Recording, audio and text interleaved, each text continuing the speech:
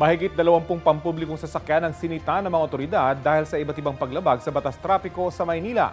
Kabilang riyan ang isang rider na sinubukan pang tumakas matapos mahuling walang suot na helmet. Ang mainit na balita hatid ni Jomer Apresto. Pinara ng mga tauhan ng SAIC ang motorcycle rider na yan na walang suot na helmet sa bahagi ng Enzamora Street sa Tondo, Maynila kaninang umaga. Ilang saglit lang,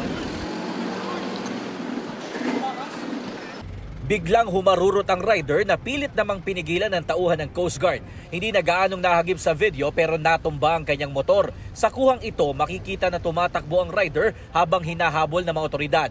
Ayon sa SAIC, na-corner na siya ng taong bayan sa bahagi ng Juan Luna Street matapos pagkamalang snatcher. Agad siyang isinakay sa tricycle pabalik sa checkpoint area ng SAIC. Sa panayam sa 35 anyos na rider, sinabi niya na nataranta lang siya sa nangyari. Hindi niya rin daw sinasadya na iharurot ang kanyang motor.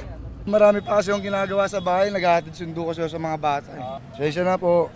Nang inspeksyonin ang motor na gamit ng rider, dito na lamang bukod sa walang suot na helmet at nakakabit na plaka, paso o expired din ang rehistro ng kanyang motor.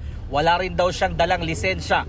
Natikitan siya sa mga nasabing paglabag bukod pa sa disregarding traffic officer dahil sa kanyang tangkang pagtakas.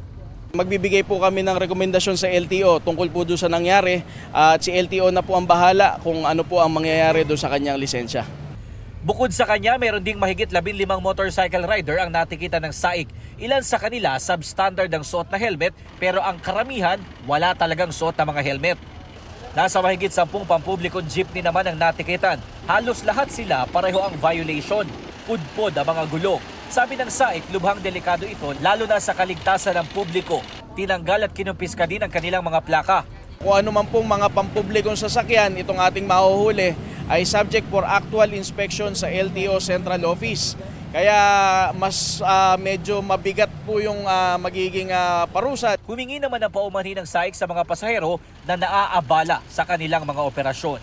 Ito naman po ay pagsisiguro po natin na magiging ligtas yung inyo pong pang-araw-araw na pagbiyahe dito po sa ating mga lansangan.